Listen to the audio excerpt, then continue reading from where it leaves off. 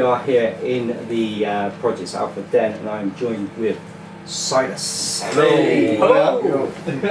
How the hell have you guys been? Very well. Down very well. Down Definitely. Yeah. Busy trying to get back into it, really. It's been an unusual period, yeah. With just after our EP launch, well, mini album launch, Not a couple of days, not 2 days after Matt went and broke his wrist. Like a silly fall. Yeah, Very falling silly over in thing. the black room and everything. Yes. And yeah, so it's been a serious recovery period, isn't it? About 3 months. It was about 3 at months. least. Yeah. Must have Yeah. been. Yeah. So we had a standing guy for a couple of gigs, didn't we? Craig, Yeah. good friend. But yeah, we decided to just wait it out and wait till Matt's healed up, and now back in action. Back to full strength. Yeah. Double strength. It's come back slightly bigger, hasn't it? A little bit. Strange. You need to do your other hand so it matches. Yeah. Can we break that? Get one ready. right now? Ambitious. Yeah.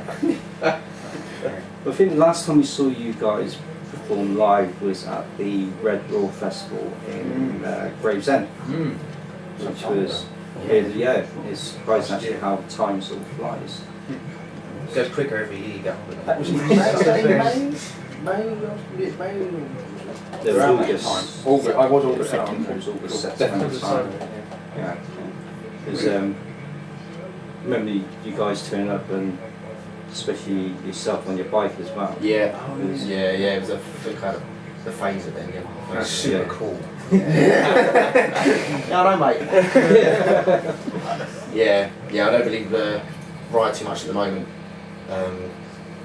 Just not really getting enough time, to be honest, and just again like Matt, recovering from a dodgy hand. So yeah. Due to riding, right? Yeah, due to riding. Yeah, Another came ambiguous injury. off while riding. It's been a bit of an unlucky few months really for us with hurting ourselves. Yeah. Well, Tom and I have been alright, but these two. Don't say too much. Yeah, don't want to speak too soon, that's a good point. Well, we've just come back from a snowboarding holiday actually, so I was really worried that, because I've really hurt my wrist doing that before, so I was thinking, as a musician, more worried about breaking, like hurting your hand and breaking your leg or something. Well, unless you're a drummer, I suppose, which we are, so we've got all of that to worry about. Yeah, being really careful all the time. Your hands insured. Yeah, well, Steve Vai's got his hands insured. Yeah. Mega bucks on the insurance. Yeah, so yours will be like nugget teller. Just be alright. We're back to the bank. Alright. Yeah. Alright. So you mentioned your EP launch as well. And obviously you've been taking sort of time out because of injuries and things like that. So during that sort of time out, did you continue to write material, or? Yeah, always. I mean, we're always any period of when we're not playing, we're sort of writing. I mean, it depends. Obviously, Matt couldn't play at all, so if there was any writing there, it would just be me, Tom, and Dave sort of jamming. Yeah, I mean, Tom and I are also working on some softer stuff, like a side project, kind of a jazzy stuff, just 2 guitars, and we've not really developed it into anything. We haven't done any proper recordings yet, but there's always ideas floating around, and then we kind of come together as a band and all write together. So because Matt wasn't there, we always write together in the studio, so it wouldn't be the same if he wasn't there. So ideas were being formed, but there was nothing kind of complete. It took a bit of time to get a website up and running and stuff as well, which was cool. It was kind of a useful gap in a way to just focus on a few of those kind of things. Yeah, the admin side of things, and it's quite difficult, us being sort of independently managed and stuff. The difficult thing I find is to manage the time between writing music and managing the band. It's really difficult to get the balance right. But now Matt's back in playing order and stuff. I think we're trying to gig as much as we can, but in between gigs we're just going to be kind of, because before we took out time separately to write, dedicated time to writing, didn't we, when we weren't gigging. Now it's going to be just whenever we can, just jamming out and trying to basically work towards a debut album, basically, because we've done the 2 sort of mini albums, EPs. No, we've done some particulars, mini tickers. Yeah. I've let myself down here. We've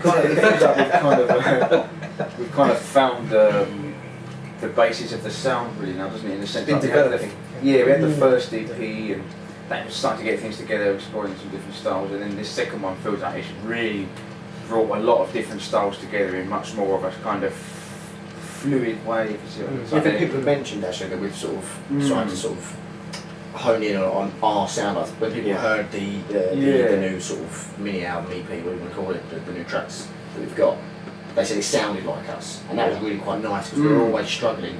Because we don't really get put into a kind of music where obviously under the heavy metal umbrella or groove metal umbrella, things like that. But then we've also got funk, jazz, just different kinds of music, sort of soul, things like that.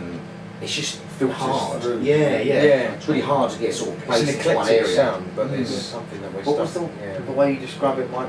I love the way you described it, Mike. With the synth. Something like a stir fry made up of lots of different ingredients. I can't remember the If you exact filtered word. it, if you filtered all those different genres through a heavy metal sieve. Yeah, something like that.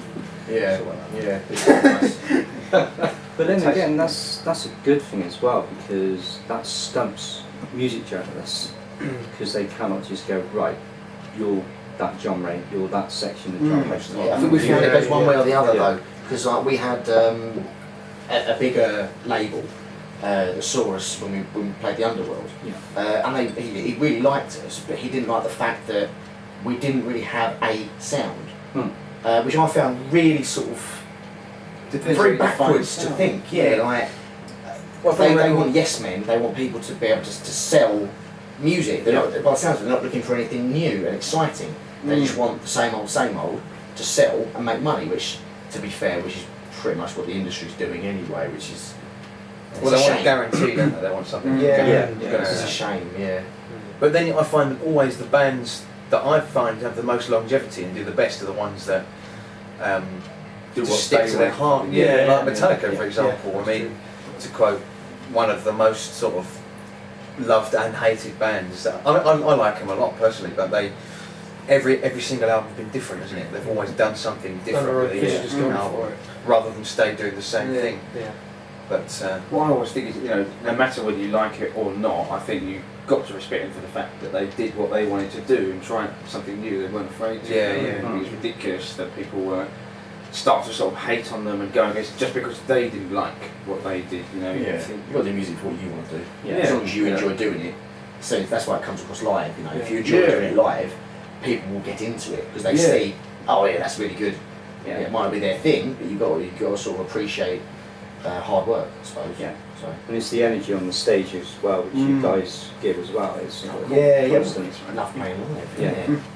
that is the most exciting. I've had days where we've been playing a gig and I've been a bit tired or whatever, and just before, while we're setting up before the show, I'm sort of thinking, oh man, I'm not really sure I'm feeling this. But as soon as you get on stage and start playing, it's like, that's why I do this. Yes. Yeah. You get this feeling straight away. Yeah. Yes. You just lift your spirits straight away. It's awesome. We You started guys- rambling. Yeah, we did that. How do you guys actually prepare before you actually go up on stage? Like, is there any sort of psychological sort of thing that you shut yourself off, or do you just go? Warm up, gear up, get out. There's definitely there's an interesting sort of warm-up routine that Mike and I have, because we both have to play drums and guitar at every gig. Yeah. Kind of be sitting there with the guitar on the lap doing the chromatic warm-ups and your feet going for the bass pedal, humming for the backing vocals. Yeah, there's three. It's ridiculous. I've been outside the room for, they're both doing it. It sounds like they're having it. Honestly, sounds like they're saying wrong, like I've got a fucking ambulance. So I walk in, they're alright. Yeah. I don't really have a ritual or anything. I'm quiet. If I'm really nervous about something, I think every gig I get nervous about, because I think if you're not getting nervous, you're not pushing yourself. Yeah. And that way you're not expressing what you really want to be doing. You're just doing the same thing again, which I don't think is ever a good thing to do. I'll be quiet. I'll try and do warm-ups, and to be honest, most of the time I'll like to be in our vicinity. And that doesn't mean backstage. It doesn't mean like, oh, let's go behind there, go into our VIP area, all that kind of crap. It just means that I like to be sort of with these guys. If we're all in one area, then it feels like we are getting ready. I like to try and keep my distance from Dave.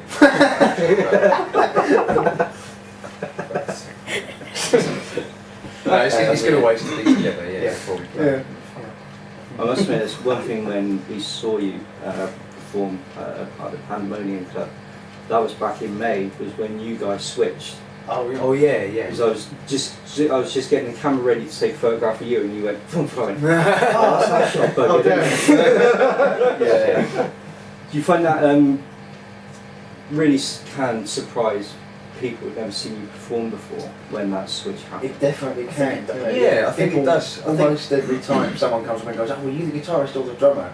It's always like, "Oh, both." Like, it gets a bit awkward because they go, "What?" People don't notice because we look pretty similar. Obviously, people. Yeah, the thing that people the thing that most people use to tell the difference is beard length. Yeah, but Good. yeah, it does tend to confuse people. Yeah. I don't think people notice all the time because that's true. you, for example, it's generally Mike that starts out on guitar, and nearly every track he changes the guitar. You know, at the beginning we've got a few that will sort of, back to back just happen to use the same guitar, and then obviously you go around, you pick Different one up, tunings. and therefore his back's turned to the crowd, and that's why I don't think people notice all the time, because he's turned round, he's gone to guitars, he's turned back round with a different guitar. Yeah. That's So that's then- the point where the audience might sort of go, turn around to speak to a friend, and then when they look back, it's just, oh yeah, they're that one again. But they haven't- Oh, he must have cut his beard off. and then quickly grow it back. Yeah. So as musicians, what age did you actually start out? So I was like 16? Well, for Tom and I, we started learning like classical guitar when we were like 9 or 10, but we always loved music, listened to a lot of music like AC/DC and Led Zeppelin from my dad when we were younger, but we didn't like take it that seriously. We sort of played guitar, and we had sort of a foundation of like how to make sounds, but we kind of did it on and off, and then I think when we were about 14 We got completely obsessed with it. yeah, because we got electrics when we were like 11 or 12, but then we put them away for a couple of years, and then suddenly got obsessed with AC/DC.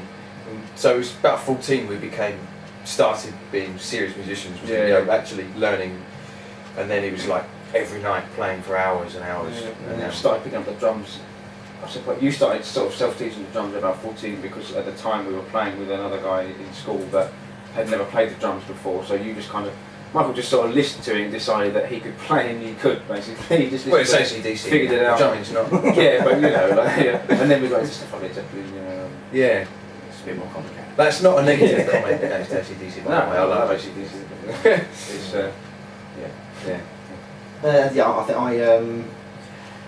I was always into music and always used to be heavily into Queen. So that was what my dad used to listen to, and then sort of just developed from there really. But I mean, instrument-wise and playing, actually being involved in music, I went a completely different way. I played classical music for 5 years. Went around America doing music twice. That was really good. And that was from about 15, maybe 16. And I went complete opposite, and then went to sort of like really, really heavy, like antisocial metal. And then wanted to play guitar very loudly, very fast, and stuff like that. And then sort of developed from there. And originally I started on guitar and ended up being a singer. So Yeah. I mean, for myself, it was just basically I heard a Metallica song one day. And I thought, you know what, that sounds awesome. So I got this an Encore, like a Strat, and was just hooked since then. Trying to play the songs and maybe not getting them straight away, but rocking out in the bedroom. Yeah. And eventually into this awesome thing. I remember watching you playing guitar at Richard's old place years and years ago. Yeah, Like a yeah. different lineup of the band at the old guitarist's house, and Matt was playing Metallica riffs. But then you went on to bass because of. It was basically we sort of formed out of like 2 separate bands at school that had lost members, and then we just thought, oh, let's just join up, let's hook up, and that's when us and Matt and now a different singer from the past joined together. And then that was about 16. Yeah.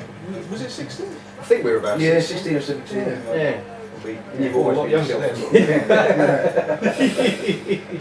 I'm long hair. Yeah, the main. Had a bit of a Devin Townsend look going on when he was strapping. It's interesting that you brought up classical as well.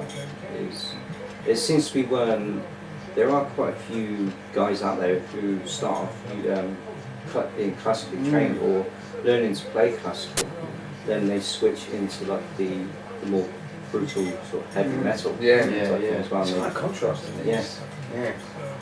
So and you get a lot of bands. I was listening to a band today that I'd never heard of before, a French band called Gorod. I think they were called Gorod, and they were like, it was almost like Bach, but on electric guitars with heavy drum sounds and like guttural vocals. I thought, this is cool. You know, interesting. Classical in metal.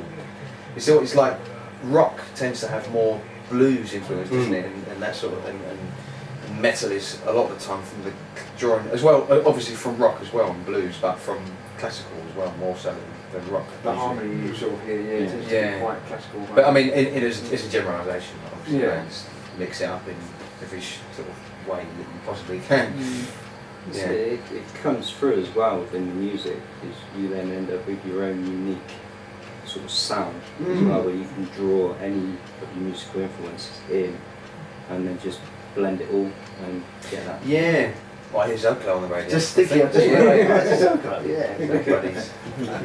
But yeah, it's cool. We're always sort of thinking, we'll be listening to a certain style of music one day, like a reggae or something, or even like some music from Brazil or something like that. I really love Latin sounds, and you sort of think, man, you get inspired by something and think, how can we work this into a metal song? Let's like draw on this inspiration and do something like. I know with bands like Skindred they've covered the kind of reggae sort of metal thing, but I think we're always thinking of different ways we could. It's not like that it's forced, but it kind of tends to come naturally. Like, this sounds great. Let's make it heavy. But it's not so much a case of like, say you'd have a jazz section, then a bit of a reggae section, then a metal section. It's kind of that it all just mixes together, and you just get, it will be a really subtle hint of just a reggae sort of where you're pushing the beat, and the accents will be kind of a reggae influence thing rather than a metal thing, and you just think, it just makes this other. It's only really when you look into it that you think that those influences are there. Certain attributes of certain genres of music you like, so you can sort of pick them out. Like reggae, you don't necessarily have to do the reggae kind of sound, but you can do the rhythm for it. You don't have to have the sporadic vocals of a jazz track. Doesn't mean the chord progressions can't be like that.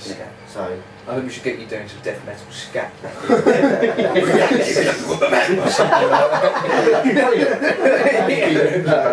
Everything's been done. Do you know what I mean? So what tours have you got? What gigs have you got coming up? But the next one we've got is London, the 24th, next Wednesday, Dublin Castle.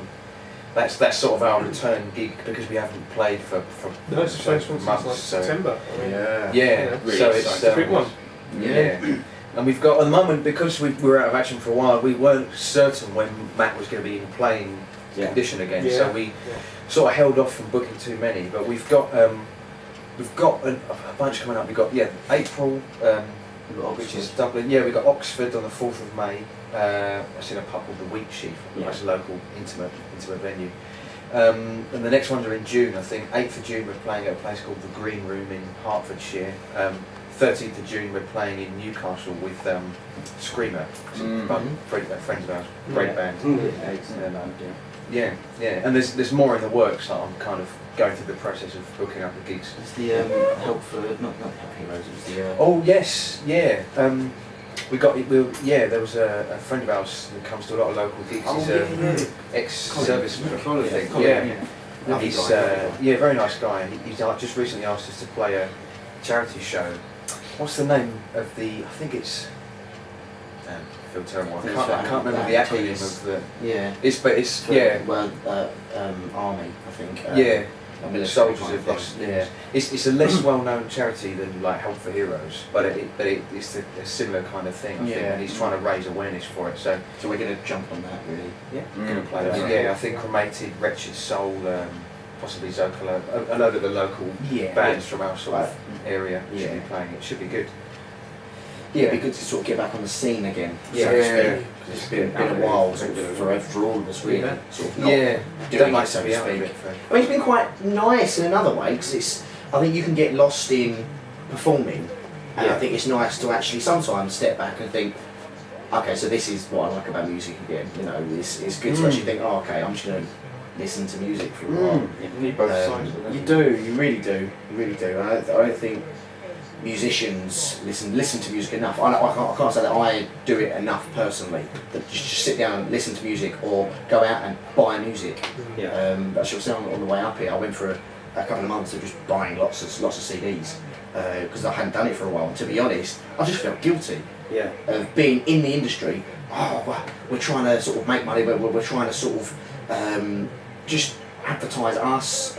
You know, it's not expensive. Blah blah blah blah. We're preaching, but yet I personally wasn't going out and doing it. I just felt really sort of bad and guilty of not thinking, okay, let's go out and buy some music. It's got to be reciprocative. isn't Yeah, it? you just get so bogged down with sort of trying to not necessarily sell your stuff, but just putting your own effort into your own stuff. Yeah. Um, You sort of forget to be a Yeah, fan. don't you, yeah, like, for big a while, time, and you yeah. think, oh man, I'm missing them. yeah, So like, hard, isn't it? again, like local bands. I'm absolutely sort of fascinated at the moment by Wretched Soul Singer. Yeah. Yeah, I think we They're great had a bands. massive chat and sort of just talking about music in general. And Do you know that you feel that way? I think. A little bit of a crush, man crush. no, I think he's got a phenomenal voice. I've He's got said a that awesome to him before. Probably one of the most brutal voices that I know of. Definitely in the local scene. He's a great front and man. it's just really nice to sort of talk to bands and actually say to them, you know what, I like you because, and I like that because. It's a There's no community. ego Yeah. about anything in music. It shouldn't be. It should just be enjoying music. You know, it's just almost like a purist Only view. competition. Yeah. I think that's where the bigger names get lost because that's they are on their ultimate ego trips. They are the big boys of the pack, the big girls of the pack. It's like, yeah, we don't need to talk amongst ourselves. We know what we're doing. Yeah. There's communication against like guys like yourselves and Wretched Soul and everyone else, which keeps the industry sort of going. Yeah. You can learn so much in that way, can't you? Just by talking to each other. It's like if you go back to like with sort of the '90s grunge scene in Seattle, like Alice in Chains and Nirvana and you know, Pearl Jam. And all that, they all, as far as I'm aware, they were all quite friendly, weren't they? They all sort of met up and they play together and go to each other's shows. And it's that sort of community that really drives forward like a certain explosion of new Musical music, new voices. bands. Yeah. Good stuff. So, I've got a question which I like to class as the ultimate band fantasy. Now, a couple of years ago, Metallica, Slayer, Anthrax, and Megadeth all teamed together to form Am I Evil, and along with the Big Four. If you guys could have any other band perform with you anywhere in the world, who would it be and what song would you cover? Only one band, like to mix. What do you mean? Another Artists as well. Yeah. That'd be hard. It's really hard. That is really difficult. It's such a broad... Are we talking alive? Alive, Dead is Ah. it's like the ultimate fantasy. Which, Me personally, vocally. I mean, what about if we go through like individual Parts. parts, I suppose then. I mean, As a singer, it'd be Freddie Mercury. Yeah. All day long. Yeah. All day, every day. Yeah. There's so many that I can't. I find it's it's really tough between question. rock artists and whatever. I'd probably want to get Ravi Shankar up for some Indian stuff. Yeah. I love Indian music, man. Like Indian classical music, Hindustani music and stuff. But I don't know in terms of like rock and metal stuff. We've got like Guthrie Govan as a guitar player. Yeah. Mario Duplantis is a drummer from Gojira. Oh man, that would be pretty awesome. I think for me, I'm there's a band. They're not that well known, which I'm really surprised by. They're called Kamchatka from Sweden. I don't know if you guys know them, but they're incredible band. They've got like 4 albums or something, and every one of them. They're absolutely amazing. Really sort of blues rock, but with really interesting twists to the music. I would definitely love to play on the stage with them. They're phenomenal musicians. Yeah. And really interesting. But in terms of like mixing a band up, It's a really hard question. Definitely Dimebag, if he was still around, you know. Probably John Bonham on the drums, maybe. He was a really heavy early influence on me. Hendrix as well, you know. The cliches, but they're so fucking great. Yeah. Can't go wrong. Yeah. I'm not sure. Les Claypool. Oh You man, know, that'd be yeah. really weird and wacky, right? Yeah, that'd be amazing. Definitely. I fucking love it. Him and Devin Townsend together. Oh, do some Oh, yeah, man. Can you? Matt's going to have fantasies I've about been it. dreaming about that tonight on the way home. Yeah. That'd be awesome. Yeah. They have different range of styles, wouldn't it? Like if that ever happened. Oh, definitely. Yeah. It's a French band I've been listening to recently called Trepalia as well. Yeah, They're yeah. kind of in a similar vein to Gojira. I think you mentioned them It's earlier. weird, it's like almost jazz.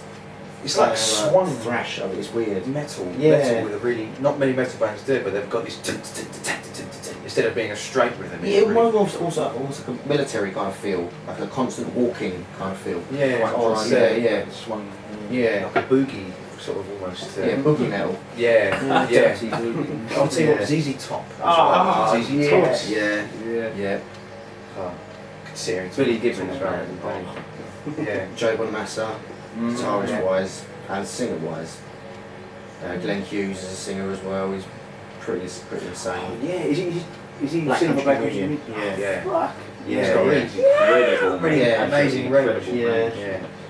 This is vibrato that cracks me up. It's insane. Yeah, I reckon. And where though? Yeah. Where? To be fair, you know, I've Damn. always got a soft spot for the underworld. It's not very, Yeah. you know, not aspiring to be anywhere sort of big. I think it's just one of, for me anyway, Intimate. it's one of those venues where you think, oh yeah, yeah, Packed out. You can't. yeah, It's all sweltering. Yeah, hard Yeah. time getting on the stage. Gonna be a good all night. the time. It's one of those grimy, you know, you can never lose the atmosphere there. We You know, saw everyone's Gojira sweating. Yeah, and then we played like a week later. Incredible. Yeah, like everyone's sort of horrible and sweaty and smelly, and you don't care. Yeah. You just want to lick them anyway. You know? It's just, you know, you're there. The only problem is that damn pillar right in front of the stage. Everyone hates it, don't they? Yeah. You're trying to watch a band or even a mosh pit or something, and you get thrown against this pillar. Yeah. But I love backstage at the Underworld as well. There's all bands that are written on the walls back there, Yeah. bands that we know and stuff. I love that. The thought that you've played there, and like we played there once years ago. I remember Killswitch Engage had been there like the week before. I think Gojira played the week after. Yeah. And that's when we saw him. Yeah, and it's a place of History. yeah. Yeah. I tell you what, actually, the 100 Club was really kind of cool to play. That was Yeah. a bit Yeah, of that's a history. legendary place. Yeah, yeah. Cause that started as like a, I think it was in the 30s. It was like a club, sort of round out there. See, I don't know if it was exactly them. It's an old place, and you walk around. And there's all these pictures Yeah. of just anyone you can think of.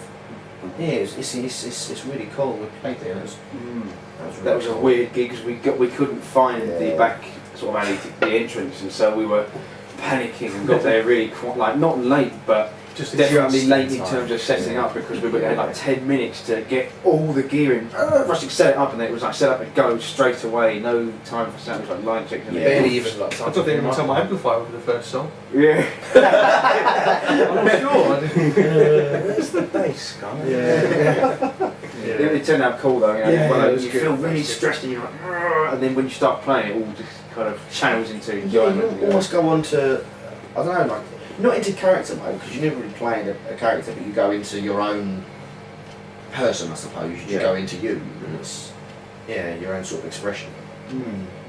But then that's where it's kept real as well. Yeah. Definitely. Man. So it's all, there's no sort of fakeness. It's everyone can see it's 100%. Yeah. Live Yeah. and Yeah. raw and yeah. Raw and wiggly, as Goran would say. I'm not going to do the voice.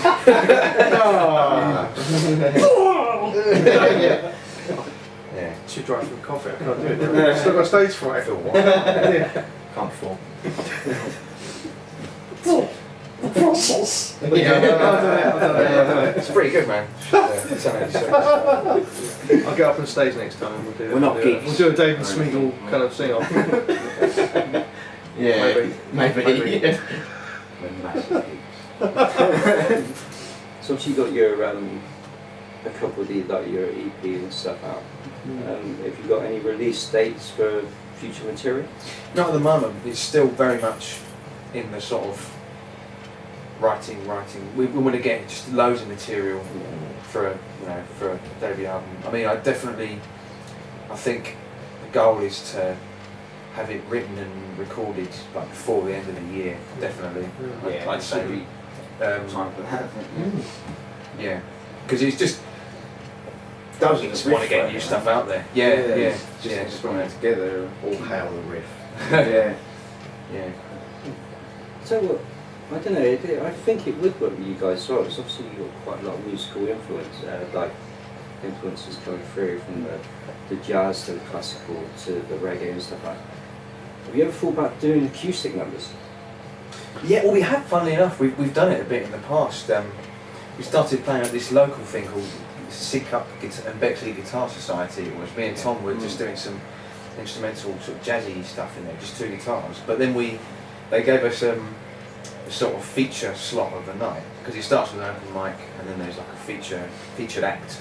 Yeah. And they gave us that, but we didn't have enough material of just the acoustic of our stuff to do it. So we asked Dave and Matt if they wanted to join us, and we just did SILAS stuff acoustically with like a djembe drum and acoustic guitar, bass. And Dave, and it was really good to convert the songs into that softer vein. It's a great exercise. It would be People really dug it nice as well. Yeah. I mean, I'd like to try and do something in that kind of Actually write area. something. Actually write something. Yeah. I mean, it's all well and good if you can transpose your music to acoustic. It's a sign of a good song, I suppose, if you can. But I would quite like to do something almost not. I don't want to use the term anthemic, but something along the right lines of using it in the acoustic sense. Yeah. Written specifically in that vein. Because Ectomorph did their acoustic album, which came out last year, and no one thought it would work because of how brutal they are. It was just like a complete flip of a coin. And it completely worked. Yeah. I'd like to do it'd be cool to do a double album or something where you had your album and then you had your acoustic kind of album, like because Led Zeppelin 3, didn't they, which was mostly really folky sort of hippie acoustic stuff, and I think it got a little bit slated at first, but you obviously had the fans that loved it, and then people got into it, and it was the regular. They had the thing in the middle of their set where they had the mandolin out and stuff. It was awesome. I'd love to do something like that, man. Like interesting hand percussion and stuff. Like. It's definitely like those softer sounds that are sort of. I suppose it's something we haven't explored so much in SILAS as yet. Like we're always jamming on that stuff in our own time, but we haven't actually kind of delved into that side of things with SILAS. But we definitely will do. I think it's definitely in the cards, isn't it? Just a matter of time until we actually sit down and just do Yeah. that. Yeah. That's you getting stuff back out on the road. So obviously you've been out for a little while. So Established. Definitely.